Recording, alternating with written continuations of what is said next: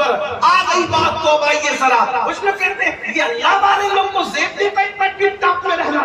میں نے کہا اللہ والے لوگوں کو ہی زیب دیتا ہے کہ وہ اتنے ٹپ ٹاپ میں رہا کرے. ہاں وجہ ایک مرتبہ امام حسن، بات آگئی سن لیں. ایک بار امام حسن، کیسا حسن ہے، نبی نے اپنے پہلے بیٹے کا نام حسن رکھا. نبی نے اپنے پہلے بیٹے کا نام حسن رکھا. حسن مطلب اچھا. اسی لیے پوری دنیا حسن کی برائی کرتی تھی پھر بھی حسن کہتی تھی. حسن کہہ کے برائی کرتی تھی. نبی کے نام رکھنے میں حکمت تو دیکھو. اور یہ نام نبی نے بھی نہیں رکھا، یہ جبریل نے بھی نہیں رکھا. یہ نام اللہ نے چھپا کے رکھا تھا کہ نبی علی کی پشت سے جس کو پیدا کروں گا ہوگے علی کی پشت سے، لیکن بیٹے کو تیرے بناؤں گا. ان کے نام چھپا کے رکھوں گا. ایک کو حسن کہیں گے، دوسرے کو حسین کہیں گے. حسن حسین کے دشمن جب ممبروں پہ بیٹھ کے حسن حسین کی برائی کریں گے تو کہیں گے حسن ایسا، حسن ایسا، حسن ایسا، حسن ایسا. ارے جو حسن ہے وہ ایسا نہیں ہوتا. حسن کا مطلب ہوتا ہے اچھا. حسن کا مطلب ہوتا ہے ارے بلکہ حسن کا اچھائی، بہت اچھا. اور صورت بنائی تھی نبی کی ہمشبی صورت. اور حسین کا مطلب بھی اچھا، لیکن حسین اس میں تصغیر ہے. اچھا یعنی حسین اچھا، حسن بہت اچھا. مطلب حسین بھی اچھا، حسن بہت اچھا. یہ اچھے لوگ، یہ اچھے لوگ. امام حسن ایک دن موڈ ہوا، میں نے بہت سجنا ہے، میں نے بہت سجنا ہے. جو رسول اللہ کا ہمشبی آج اس کا موڈ ہو رہا ہے. کبھی کبھی اپنا موڈ ہوتا ہے نا، آج میں نے سجنا ہے اور سجا دیا. پھر ایک بات عرض کر دوں، سجا دیا. کچھ نوجوان 30-35 سال کے ہو جاتے تو نہانا دھونا 3 دن تک نہیں نہاتے، 4 دن تک نہیں نہاتے. داڑھی رکھتے ہیں تو ہنسنے کی بات نہیں ہے، لیکن آپ ہنسیں تو میں کوئی پرابلم نہیں ہے، لیکن غور سے سنیں، دھیان سے. داڑھی میں رکھیں گے تو ادھر پھیل رہی ہے، ادھر پھیل رہی ہے، کپڑے میں سے بھی بدبو آ رہی ہے، یہ سب ہو رہا ہے. اور وہ کیا کہتے ہیں، ارے حضرت اب تو ہماری شادی ہو گئی نا، اب ہمیں کس کو بتانا ہے. میں نے کہا شادی سے پہلے جس کو بتانا تھا شادی کے بعد بھی اسی کو بتانا. ہاں آج کل جو طلاقیں واقع ہو رہی ہے اس کو سنجیدگی سے لو. طلاقیں واقع ہو رہی ہے نا، وجہ کیا، منہ میں بدبو آ رہی ہے، گٹکا کھا کے چلے جاتے ہو، سگریٹ پی کے چلے جاتے ہو. جب 2 منٹ میں تم سے بات نہیں کر سکتا بدبو والے منہ سے، تو وہ رات بھر کیسے برداشت کرتی ہوگی بیچاری. اللہ کے رسول علیہ السلام کی سنت ہے، حضور علیہ السلام کے منہ میں اتنی خوشبو آتی تھی کہ اگر کنویں میں حضور کا دعا پڑ جائے تو 1400 سال سے آج تک کنواں میں خالی کنویں ملتے. لیکن ہماری تعلیم میں رسول اللہ جب گھر جاتے تھے تو سب سے پہلے مسواک کرتے تھے، وضو کرتے تھے. یعنی جیسے میں چاہتا ہوں نا کہ میری بیوی مجھے سج دھج کے اچھی لگے، تو میری بیوی کی بھی خواہش ہوگی کہ میں بھی سج دھج کے اس کو اچھا لگا. طلاق جو ہو رہی ہے نا، یا عورتیں مرد کے ہوتے ہوئے کسی اور کی طرف توجہ دیتی ہے، اس میں ایک وجہ یہ بھی ہے. اس کو ہنس کے ٹالو مت، یہ بہت سنجیدہ ٹاپک ہے. غسل کرو، اچھے رہو، اچھے کپڑے پہنو، عطر لگاؤ، خوشبو لگاؤ، سرما لگاؤ. اور آپ کو بتاؤں ہم لوگ سجتے دھجتے ہیں نا تو دوستوں سے اطلاع کرتے میں کیسا لگ رہا ہوں، ہے نا. لیکن میرے نبی جب سجتے تھے نا، جس کو قدرت نے اتنا سجا کے بھیجا تھا کہ سجانے کی ضرورت نہیں تھی، پھر بھی وہ تعلیم امت کے لیے سجتے تھے. اور سج کر کے آ کر نئے کپڑے پہن کے ام المومنین سے کہتے ہیں عائشہ میں کیسا لگ رہا ہوں. اس پر میں یہاں کے سنیوں کو نہیں کہوں گا کہ بولو سبحان اللہ، اس لیے کہ میں تو تمہارے عشق پہ چھوڑتا ہوں. یہ بات اگر میں نے خانقاہ میں صوفیہ کے درمیان کہی ہوتی، وہ اٹھ کر کے وشت کرتے کہ میں نے جملہ کتنا بڑا. مفتی 4 منٹ سیدہ عائشہ سے کہا عائشہ میں کیسا لگ رہا ہوں. اللہ جس کے بارے میں کہے والضحیٰ واللیل اذا سجا، اللہ جس کے بارے میں کہے وما رمیت اذ رمیت ولکن اللہ رمی، اللہ جس کی آنکھوں کے بارے میں کہے ما زاغ البصر وما طغیٰ، اللہ جس کے چلنے کے بارے میں کہے لا اقسم بہذا البلد، جس کے تبسم کے بارے میں کہے والنجم اذا ہوا، جس کے جھرمٹ مارنے کے بارے میں کہے یا ایھا المزمل، جس کے کمبل اوڑھنے کے بارے میں کہے یا ایھا المدثر. اللہ اکبر. جب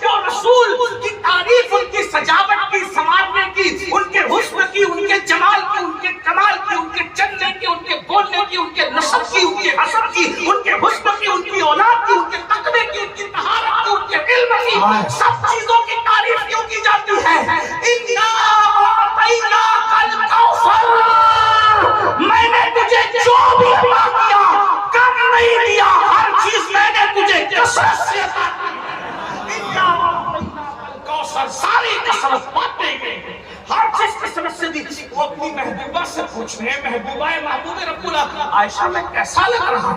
اب وہ تو عائشہ تو پھر عائشہ ہے، ماں عائشہ تو پھر عائشہ ہے. کیا جواب دیا؟ یا رسول اللہ، او یا رسول اللہ آپ کیسے لگ رہے ہیں؟ ارے زلیخا کی سہیلیوں نے یوسف کو دیکھا تو اپنی انگلیوں پہ وہ چھری پھینک دی. اگر وہ آپ کو دیکھ لیتی انگلیاں نہیں کاٹتی، اپنے دلوں میں ٹکڑے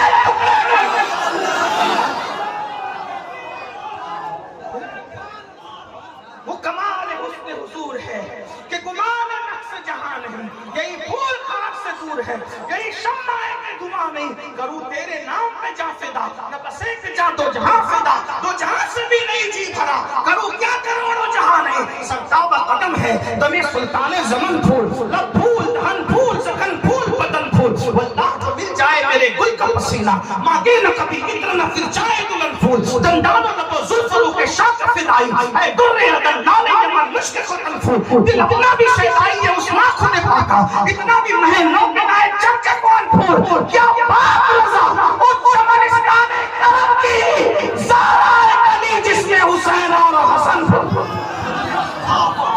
سائی تج کیا ہو تکبیر نعرہ رسالت، اس کا کرو ہاتھ کو اٹھا کے استقبال کیجیے. نعرہ تکبیر نعرہ رسالت، جمال مصطفیٰ. ساتھ تج کرو خوبصورت بن کے رہو. میں کہتا ہوں صرف نمازی بن جاؤ نا، عورتوں کی شکایت دور ہو جائے گی. جو 5 وقت روز وضو کرے گا اس کی آنکھ میں کبھی کیچڑ ہی نہیں رہے گا. جو 5 وقت مسواک کرے گا اس کے منہ سے کبھی بدبو ہی نہیں آئے گی. جو 5 وقت وضو کرے گا بھائی اس کا چہرہ اترا تھوڑی ہوگا، اس کا چہرہ تو تر و تازہ ہوگا. نماز چھوڑ دی نا اسی لیے سب مسائل ہے، ورنہ نماز سنوارتی ہے، نماز سجاتی ہے. قرآن کہتا ہے کس نے منع کیا کہ مسجد جاتے وقت زینت نہ کیا کرو. ہم لوگ راہب لوگ نہیں ہیں، اسلام میں رہبانیت نہیں ہے، ہم مصطفیٰ جان رحمت کے غلام ہیں. لیکن چلیں پھر آپ کو نوجوانوں کو نصیحت کرتا ہوں، بڈھوں کو بھی کہتا ہوں اپنے آپ کو کبھی بڈھا مت سمجھو. محمد کے غلاموں کو بڑھاپا نہیں سکتا. جس دن تم نے اپنے آپ کو بڈھا سمجھ لیا اس دن تمہاری زندگی کا خاتمہ ہے. بڑھیا لوگوں سے بھی کہتا ہوں کہ بڑی اماں کبھی اپنے آپ کو بڈھی مت سمجھتا. ہمت ہے، حوصلہ ہے. صلاح الدین ایوبی نے کہا تھا، میری بات ہنس کر نہ اڑائے، اگر آپ کو ہنسنے میں منع نہیں کروں لیکن اڑانا مت. میرے جملے بڑے ٹلتے، گھر جا کے سوچنا میں گھر کی بنیادیں مضبوط کرنے کی بات کر رہا ہوں. آپ میری بات توجہ سے سنیں. یہ کوئی موٹیویشنل اسپیکر کرتا ہے لیکن ہم فقیر لوگ ہم ساری قسم کی بات کرتے ہیں. میرے بھائیوں توجہ کرنا. صلاح الدین نے کہا تھا 1000 مرتبہ جنگ ہار کر کے اتنا نقصان نہیں ہوتا جتنا ایک مرتبہ جو ہے وہ ہمت ہار کے نقصان ہوتا ہے. میں اللہ حق بیان کرنے میں حیا نہیں کرتا، رسول اللہ حق بیان کرنے میں حیا نہیں کرتے. بڑے میاں ادھر ادھر کیوں تامک دنیا کرنے لگتے ہیں؟ کیونکہ بڑی بھی سمجھتی ہے کہ میں بڈھی ہو گئی. اگر بڑی بھی بڈھی ہونے کی بجائے وہ سوچے کہ جیسے بہو میک اپ کر رہی ہے میں نے بھی کرنا ہے بڑے میاں کے لیے. یاد رکھنا یہ بڈھے لوگوں کے قدم ادھر ادھر بہتنا بند ہو جائے. یہ بات میں آپ کو کہہ رہا ہوں، ورنہ آج ہم خون کے آنسو رو رہے بھائی، ہم لوگ خون کے آنسو رو رہے. میں ہر بات مائک میں نہیں کہہ سکتا لیکن ہم لوگ گراؤنڈ لیول کے لوگ ہیں. مسائل لوگوں کے درمیان ہم سن رہے ہیں. بڑھاپے میں جو وہ بڑھاپا آ گیا، بچے جوان ہوتے ہیں کہ ابا ایسا کرتے ہوئے نظر آئے.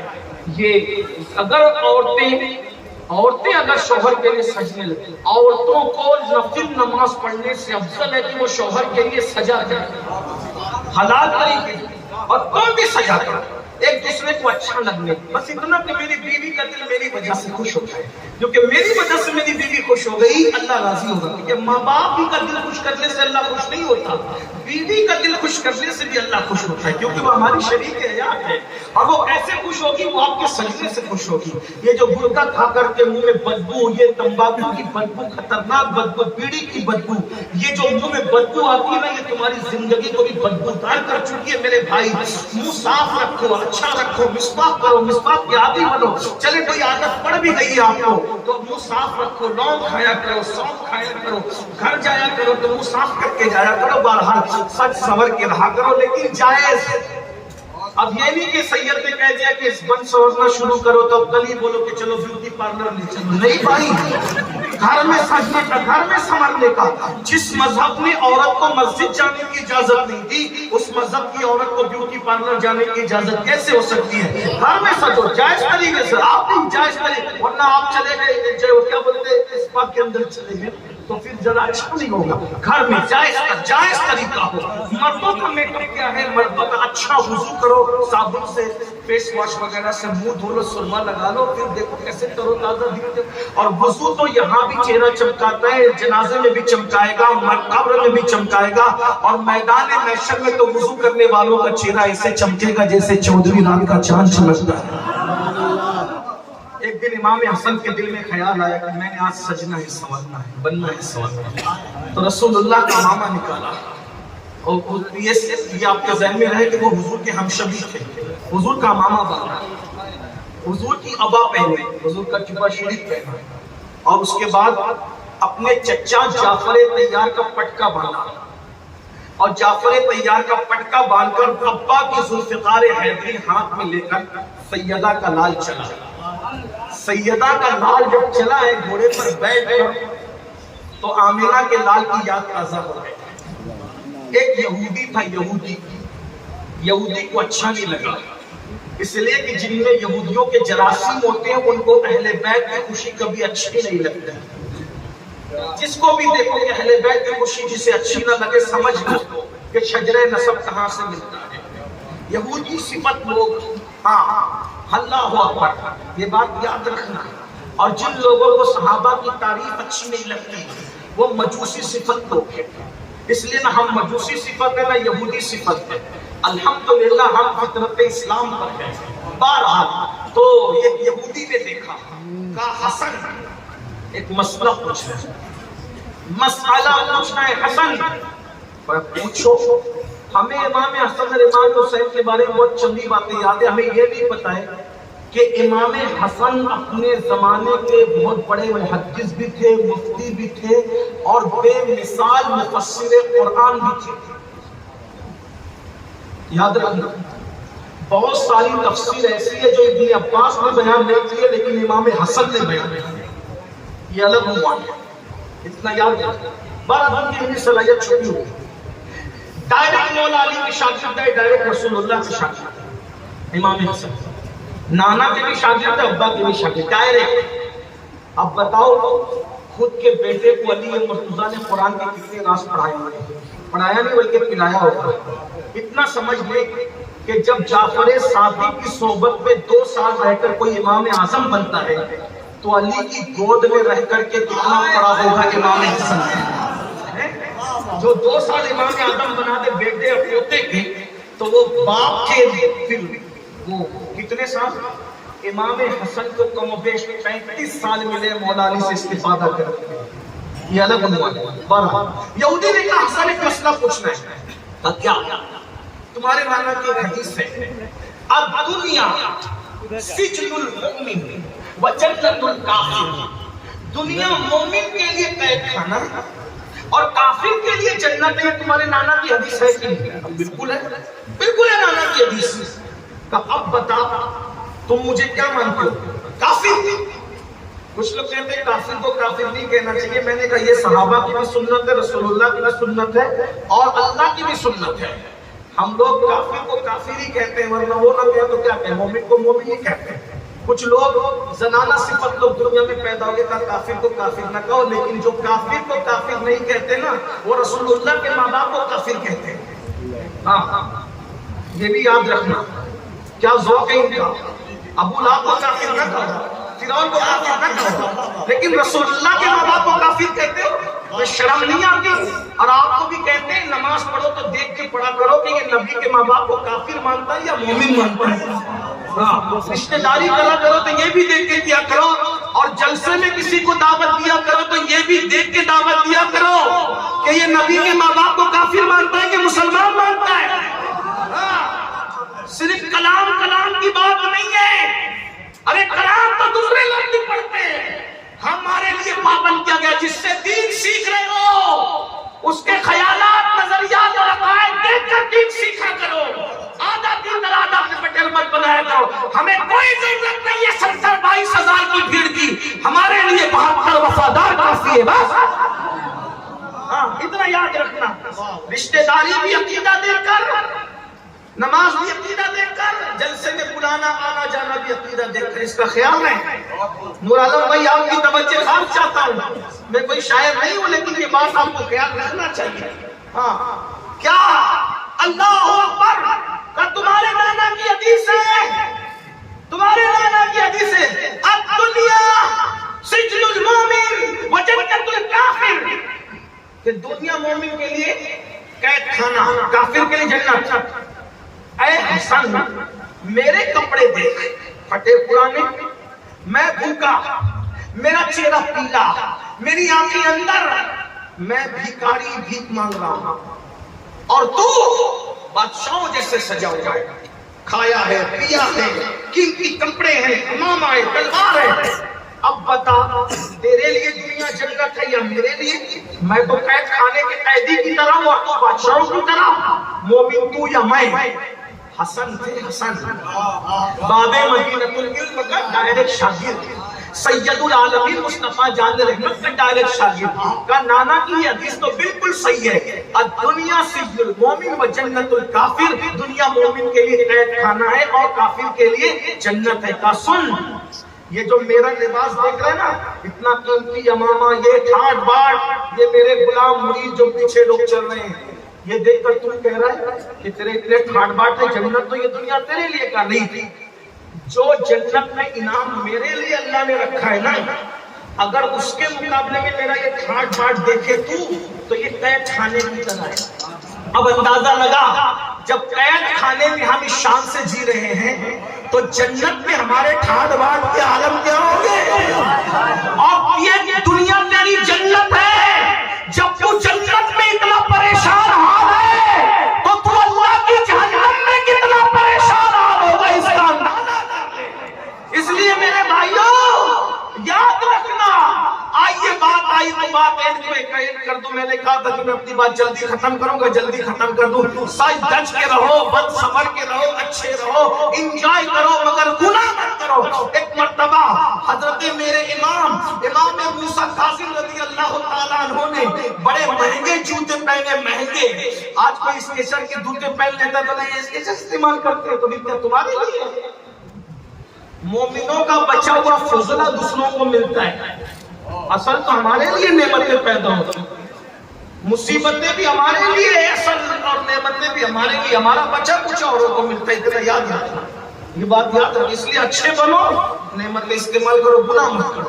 امام موسیٰ کاظم نے بڑے قیمتی جوتے پہنے تو بادشاہ کے دربار میں پہنچے. بادشاہ نے کہا موسیٰ کاظم تو نبی کا بیٹا ہو کر, تو نبی کا بیٹا ہو کے اتنے خوبصورت اتنے مہنگے جوتے پہنتا ہے. امام موسیٰ کاظم نے کہا اسی لیے تو پہنتے ہیں نا بادشاہ, تیری اوقات اتنی ہے کہ ہمارے پیروں تک ہی تیری نظر رہنا چاہیے, ہمارے چہرے تک تیری نظر نہیں آتی. اچھے بس میں جو بازو میں بیٹھے ہوٹل پہ ملے, دیکھتا ہی رہنا چاہیے کہ یہ نبی کا غلام شان سے جی رہا ہے. ہاں لیکن یہ کب ہوگا؟ جب تم محنت کرو گے, کاروبار کرو گے. موبائل پہ گیم کھیلو گے تو کیسے محنت کرو گے, کیسے کاروبار کرو گے؟ تو اللہ کے رسول فرماتے ہیں جو جوان گناہ سے بچ کر اپنی جوانی کو گزارتا ہے اللہ اس کو عرش کا سایہ عطا کرتا ہے. جوانی کا صحیح استعمال کرو, گناہ مت, انجوائے کرو. انجوائے کرنے کا انجوائے کرو, فلم مت دیکھو, گندی پکچریں مت دیکھو, گانے مت گاؤ, میوزک مت سنو, موسیقی جو اللہ نے حرام کر. آقا علیہ السلام ارشاد فرماتے ہیں جو نوجوان حرام سے بچے, نفسانی خواہش سے بچے, اللہ فرماتا ہے وہ جوان میرے نزدیک میرے فرشتوں کی طرح ہے. اللہ کے نزدیک اس کا مرتبہ فرشتوں کی طرح ہے. ایک بات آپ سے اور کہہ دیں, مفتی صاحب بڑے حق گو مقرر ہیں, ان کی موجودگی میں اتفاق سے نقیب بھی ہمارا بڑا حق گو ہے, تو میں پھر بھی حق بات سننے کی وہ ہے. ایک بات کم, اگر اللہ تعالیٰ نے جوانی دی ہے تو جوانی میں گندی پکچریں دیکھ کر اپنی جوانی کو اپنے ہاتھ سے ضائع مت گناہ کرو. آپ اپنی ابا اور اماں کے پاس بیٹھو اور بیٹھ کر کہو کہ میں شادی کے قابل ہو جاؤں, آپ میری شادی کر دیں, ہم آپ کے ساتھ ہیں. باپ اور ماں سے شادی کا مطالبہ کرنا کوئی گناہ نہیں, کوئی شرم حیا کے خلاف نہیں, کوئی حرام نہیں. اگر آپ کو کھلونے کی ضرورت تھی تو آپ نے کھلونے مانگے نا، مٹھائی کی ضرورت تھی تو مٹھائی مانگے نا، اب بیوی کی ضرورت ہے تو بیوی کس سے مانگو گے؟ ماں باپ ہی سے تو مانگو گے نا۔ ہم آپ کے ساتھ کھڑے کھڑے، حرام کام مت کرو، نکاح کرو، شادیاں کرو، انجوائے کرو، گناہ مت کرو، گناہ سے بچو۔ تیسری بات اللہ کے رسول علیہ السلام نے ارشاد فرمایا تھا، تیسرا خوش نصیب وہ جس کو عرش کا سایہ ملے گا، جو مسجد سے نکلے اور اس کا دل مسجد میں لگا رہے۔ مسجد سے نکلے دل مسجد میں لگا، اللہ اس کو بھی عرش کا سایہ۔ مسجد سے نکل کے مسجد میں دل لگا رہنے کا مطلب کیا؟ ایک وقت کی نماز پڑھ لی ہے، دوسری وقت کا انتظار ہے، اس کو بھی عرش کا سایہ۔ تیسرا بندہ تنہائی میں اللہ کا ذکر کرتا ہے، خدا کا ذکر کرتا ہے، اور اللہ کی محبت میں اس کی آنکھ سے آنسو نکل آتے ہیں، اللہ کی محبت میں اللہ اس کو بھی قیامت کے دن عرش کا سایہ عطا کرے گا۔ اور جس کو عرش کا سایہ عطا کرے گا اس کے لیے 50,000 سال کا قیامت کا دن صرف 4 رکعت ظہر کے برابر ہو جائے گا۔ میرے بھائیوں، ہم روئے، بہت میتوں پہ روئے، بیٹی کی رخصتی پہ روئے، کسی پیسے کے گم ہو جانے پہ روئے، کبھی ہمیں اللہ کی محبت میں بھی رونا ہے؟ کبھی ہم اللہ کی محبت میں بھی روئے؟ سب سے قیمتی رونا اللہ کی ہے، رسول اللہ کی ہے۔ یاد رکھنا، ہر آنسو پانی بن کے بہہ جاتے ہیں، جو آنسو اللہ رسول کی محبت میں نکلتے ہیں وہ موتی بنا کر چن لیے جاتے ہیں۔ موتی بنا کے شام کریمی نے چن لیے، قطرے جو تھے میرے عرق انفعال کے۔ اللہ کا یہ رونا سیکھو، کسی عبادت کا اتنا ثواب نہیں ملتا جتنا اللہ رسول کے لیے رونے میں ملتا ہے۔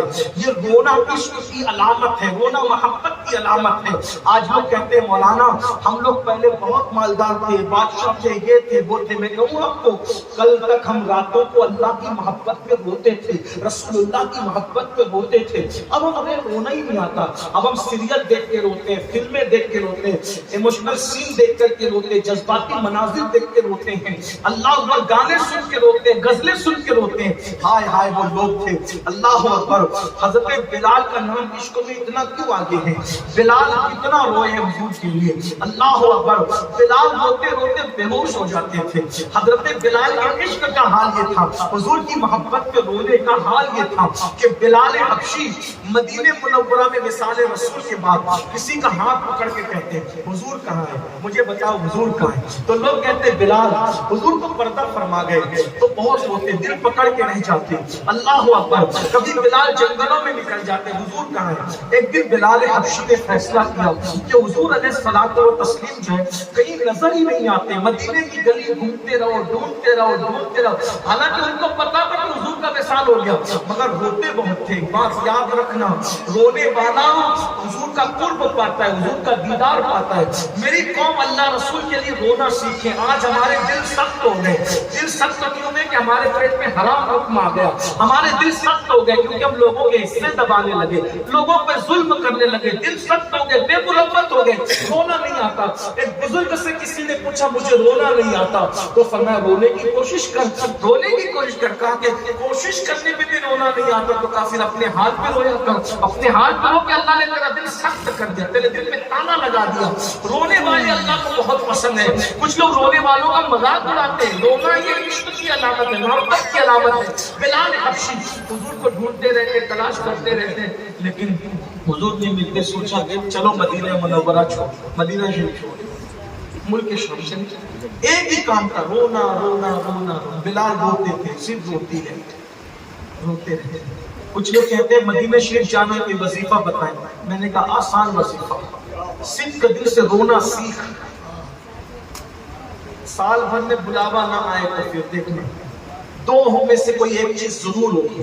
بہت گارنٹی کے ساتھ تو نہیں کہہ سکتا کیونکہ مجھے کوئی اختیار نہیں، لیکن بزرگوں سے جو سنا ہے وہ پہنچا تھا۔ اگر حضور سے ملنا ہے، رونا سیکھو، ان کی یاد سیکھو، دو میں سے کوئی ایک چیز ضرور ہو، یا تو وہ بلا لیں گے یا تو وہ آ جائیں گے۔ رونا سیکھو، اور اگر کوئی بلال کی طرح روئے نا تو آتے بھی ہیں اور بلاتے بھی ہیں۔ کچھ لوگ کہتے ہیں وہ فلاں بار بار جاتا ہے، اس کا بزنس کیا ہے؟ میں نے کہا بزنس والے نہیں جاتے، بزنس والے نہیں جاتے، جن پہ کرم ہوتا ہے نا، بلائے جاتے وہی جاتے ہیں. جسے چاہا در پہ بلا لیا، جسے چاہا اپنا بنا لیا. یہ بڑے کرم کے فیصلے، یہ بڑے نصیب کی بات ہے. ٹائم زیادہ ہو گیا، میں اس پہ بات ختم کرنے لگا ہوں. اگر جانا ہے مدینہ منورہ، رونا سیکھ، ذکر کرنا سیکھ. آپ کبھی روتے نہیں بھائی. ایک بار بتاؤ، رونا نہیں آیا تو رونے کی کوشش کرو، رونا نہیں آیا تو رونے کی کوشش کرو. بھائی کمیٹی والے تو سننا چاہ رہے، مجمع بھی سننا چاہنا ہے. مجھے میرے استاد، ہمارے قائد، ہمارے امیر سنی دعوت اسلامی نے پہلے دن سے سکھایا تھا، بیٹا اس سے پہلے کہ چٹھی آ جائے بس کرو. ہمیشہ بس کیا کر. لوگ اس سے پہلے کہ بولے کہ بند کرو، اس سے پہلے بند کیا کر. لوگ جانے لگے تو چلے جایا کر. الحمدللہ 29 سال ہو رہے خطاب کرتے کرتے، آج تک کسی جگہ چٹھی نہیں آئی کہ وقت ختم ہو گیا. آج تک نہیں ہے. وجہ لوگ جتنا ٹائم دیتے ہیں اس سے پہلے ہم اپنا بستر سمیٹ. 2 منٹ زیادہ تقریر کر کے ہم کوئی قوم پہ احسان نہیں کر رہے. آپ جتنا سننا چاہیں گے مجھے اس سے پہلے سمیٹ لیں گے. تو اس لیے میں بات ختم کر رہا ہوں، آگے کی حدیث میں نہیں پڑھوں گا. توجہ آپ کی ختم کروں میں بات کو میں، لیکن میں ذکر ہے کہ اس کو سننے کی بات ختم کرتا ہوں. میں اصغر بلال کا ذکر کروں گا آپ کے سامنے. پیچھے والے بھی سننا چاہتے ہیں درود شریف پڑھے بلند آواز سے. سب مل کے درود شریف پڑھے. صلی اللہ علیہ نبی علیہ وآلہ وآلہ وسلم.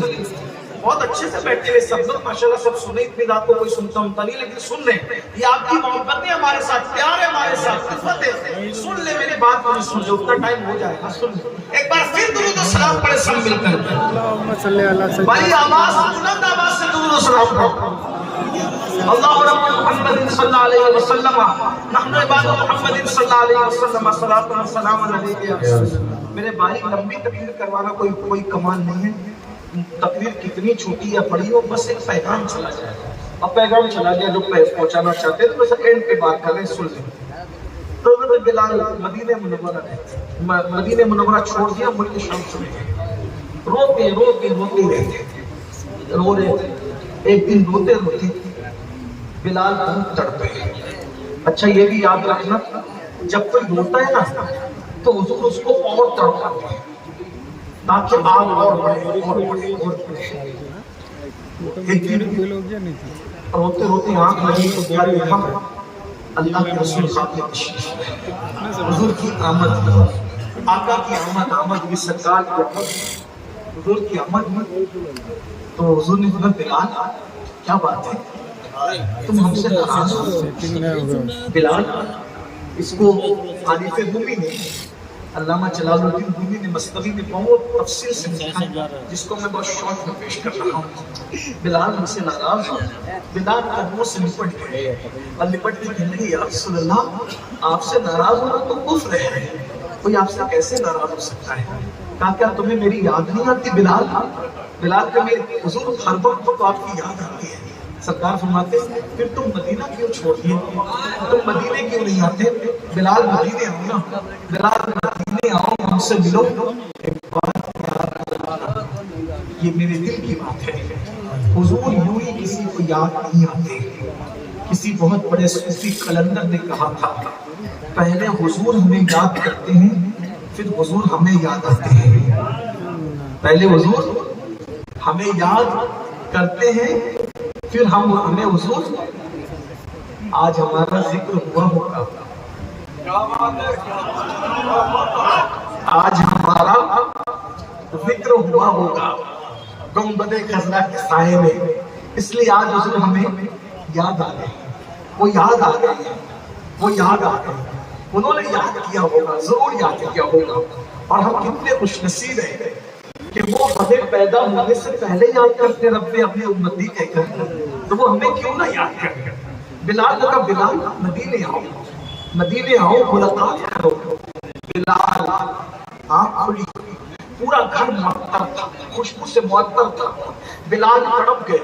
اونٹنی لی، کسی کو کوئی اطلاع نہیں تھی، اور اونٹنی لے کر دوڑا دی مدینہ منورہ کی سمت. میرے الفاظ کے جامع میں علامہ ارشد القادری کی تحریر کا سہارا لیتے ہوئے عرض کروں، جب بلال مدینہ منورہ جا رہے ہوں گے تو بلال کے تصورات اور تشکیلات میں کیا کیا آتا ہوگا. ارے ہم ہم جیسے گنہگار 1450 سال کے بعد پیدا ہوئے. جیسے جیسے مدینہ منورہ قریب آتا ہے دل کی دھڑکنیں تیز ہوتی جاتی ہے. جیسے جیسے گنبد خضرا قریب آتا ہے ہم اپنے آپے میں نہیں رہتے. سچی بات کہوں, عاشق جب مدینہ منورہ پہنچتا ہے اولاد کو بھی بھول جاتا ہے, ماں باپ کو بھی بھول جاتا ہے, اپنے آپ کو بھی بھول جاتا ہے. بس میں کار میں بس اس کو ایک ہی تصور رہتا ہے, کب گنبد دکھے, کب گنبد دکھے. اور جیسے گنبد پہ نظر پڑتی ہے پھر منہ کو تالا لگ جاتا ہے اور آنکھیں بہنے لگتی ہیں, آنکھیں ساون بادوں کی طرح بہتی ہے. اللہ اکبر. جب گنبد خضرا پر پہلی نظر پڑتی ہے تو دل کہتا ہے میں بے سہارا نہیں ہوں, میں بے بس نہیں ہوں, میں بے بس نہیں ہوں, کوئی میرا ہے. ارے اتنا بڑا سہارا میرا ہے, اب مجھے کس سہارے کی ضرورت ہے. اللہ اکبر. ذرا غور تو کریں, ہمارا سہارے سے بڑا سہارا کس کا ہو سکتا ہے مسلمانوں. تو جب میری آپ کی کیفیت یہ ہے اللہ اللہ, تو بلال کی کیا کیفیت ہوگی, بلال کے ساتھ کیا محبتیں تھیں, بلال کے ساتھ کیا پیار تھا. یہ بھی جملہ دل پہ لکھ لو, ہم کروڑوں امتی مل کر ایک آقا سے جتنا پیار نہیں کرتے, ایک آقا ہم سب سے زیادہ ہم سے پیار کرتے ہیں. کروڑوں امتی مل کر جتنا پیار نہیں کر پاتے اس سے زیادہ تنہا آقا ہم سب سے پیار کرتے ہیں. وہ ہمارے قدموں کی آہٹیں بھی جانتے ہیں, وہ ہمارے چہروں کے خط و خال بھی جانتے ہیں, وہ ہمارا نام بھی جانتے ہیں, ہمارے باپ کا نام بھی جانتے ہیں, ہمارا علاقہ بھی جانتے ہیں, خطہ بھی جانتے ہیں, قبیلہ بھی جانتے ہیں, حسب نسب بھی جانتے ہیں. ہمارے پیر میں کانٹا چبھتا ہے, ہمیں بعد میں درد ہوتا ہے, پہلے یہ درد گنبد خضرا کے مکین کو ہوتا ہے. کیونکہ قرآن کہتا ہے لقد جاءکم رسول من انفسکم عزیز علیہ ما عنتم حریص علیکم بالمؤمنین رؤوف رحیم. اسی لیے تو کہا گیا کسی مومن کو مت تڑپانا, کیونکہ مومن بعد میں تڑپتا ہے, گنبد خضرا کا مکین پہلے بے چین ہو جاتا ہے. اسی لیے میرے امام اعلیٰ حضرت کہا کرتے تھے کہ سنی کو بے وقوف بھی مت کہا کرو, تو سنی کو بے وقوف کہو گے اس کا دل دکھے گا, اس سے پہلے مدینے کے تاجدار کا دل دکھے گا. اس لیے کسی کو بے وقوف کہہ کے بھی اس کا دل مت دکھاؤ. حضور ہم سے قریب ہے, جان سے زیادہ قریب ہے. لیکن بلال تو پھر بلال تھے. بلال جب قریب آتے ہوں گے مدینے منورہ کے تو بلال کو تو بڑی شفقتیں تھی. بلال کو کبھی اپنے ہاتھوں سے لقمہ بھی کھلایا, بلال کے سر پہ کبھی ہاتھ بھی پھیرا. بلال حضور کی ظاہری حیات میں بکریاں حضور کی کبھی دھوتے ہیں, کبھی اونٹوں کو سہلاتے ہیں, کبھی بلال اللہ اکبر پیدل جا رہے ہوتے اپنی غربت کی وجہ سے, تو رسول اللہ بلال کو پیدل دیکھتے ہیں, کہتے بلال تو پیدل ہے, چل آ میری سواری پہ بیٹھ جا. تو رسول اللہ بلال کو اپنی سواری پہ بٹھاتے تھے, کتنی شفقت کرتے تھے غلام پر. بلال کہتے جب حضور مجھے اپنی سواری پہ بٹھاتے تھے نا تو میں اپنا سینہ حضور کی پیٹھ سے لگا دیتا تھا, ابھی تک مجھے وہ ٹھنڈک محسوس ہوتی ہے. بلال کو کتنی باتیں یاد آتی ہوگی, کتنا یاد آتا ہوگا. بہرحال اسی عشق و مستی کے ماحول میں بلال حبشی مدینے کی فضاؤں میں پہنچ گئے, اور جب پہنچے مسجد نبوی کے سامنے اٹھنی بٹھائی جو نظر آیا, حضور کا کدھر ہے حضور, کہاں ہے حضور. سینے سے لگ کر کے کہا بلال ہمارے زخموں کو پھر تم تازہ کرتے ہو, بھرے ہوئے زخموں کو پھر ہٹا کرتے ہو. بلال تمہیں پتہ نہیں حضور پردہ فرما گئے. پھر آگے بڑھے, کہاں ہے حضور. بلال حضور پردہ فرما گئے نا. پھر آگے بڑھے, کہاں ہے حضور. بلال حضور پردہ. کسی عاشق نے کہا جیسی بولی ویسا جواب, بلال وہ ہے حضور. دیکھتے بلال وہ ہے حضور. مزار رسول کی طرف بلال کو دکھا دیا, وہ حضور ہے, آرام کرنا.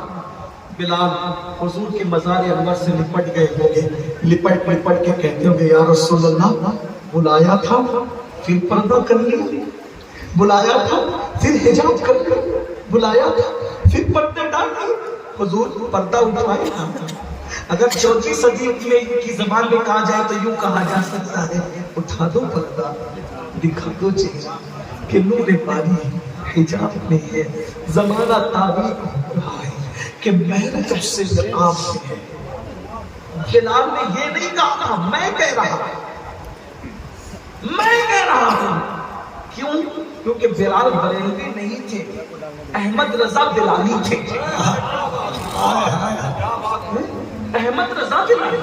بلال کو بریلوی کہنے کی بجائے مجھے امام احمد رضا کو بلالی کہنا چاہیے، اس سے قد امام احمد رضا بہت بلند ہو جائے گا، اس لیے کہ امام احمد رضا نے بلال سے عشق سیکھا ہے، امام نے بلال سے عشق سیکھا ہے۔ میرے امام اہل سنت نے اپنے دور میں کہا تھا نا، اٹھا دو پردہ دکھا دو کہ نور باقی حجاب، زمانہ تاریخ ہوتا کہ میں حضور علیہ الصلوۃ والتسلیم کی بارگاہ میں جو بھی عرض کیا ہوگا، ایسے میں کوہرام مچ گیا مدینہ منورہ میں۔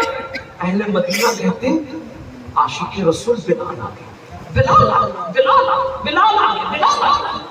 سب لوگ اپنے اپنے کام دام چھوڑ کے مسجد نبوی، حتیٰ یہاں تک کہا گیا پردہ نشین خواتین ننھے ننھے بچوں کو لے کر مسجد نبوی، بچے اپنی ماں سے کہتے امی مؤذن رسول تو آ گیا، کیا آج امام الانبیاء بھی آئیں گے امامت کرانے کے لیے، حضور بھی آئیں گے؟ چیخیں گے لوگ۔ بلال کو دیکھ کر مدینہ منورہ کا پچھلا دور یاد آیا، کیا بہاریں تھی، ٹوٹ گئی ساری بہاریں ٹوٹ گئی، اس لیے کہ آمنہ کے لال کا دیدار جو صحابہ کیا کرتے تھے وہ ختم ہو۔ اللہ اکبر، اللہ اکبر۔ ایسے میں اذان کا وقت، خلیفہ وقت امیر المومنین نے کہا بلال اذان، بلال اذان پڑھو۔ بلال نے کہا امیر المومنین مہنگی قیمت پر مجھے جو خریدا گیا تھا کیا آج اس کی قیمت مانگی جا رہی ہے؟ نہیں بلال، تمہیں تو خریدنے والے نے اللہ کے لیے خریدا تھا، آج تم سے قیمت کون طلب کر سکتا ہے؟ بس جو اذان حضور کو پسند تھی نا وہ اذان ہم سننا چاہتے ہیں۔ بلال نے کہا نہیں، میں اذان نہیں دے سکوں گا۔ کیوں؟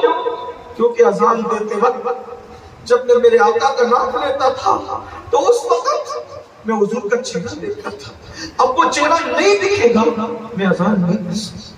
یہ رونا تھا بلال، یہ صحابہ کا عشق تھا، یہ ان کے آنسو تھے جو آج ہماری آنکھوں میں نہیں ہے۔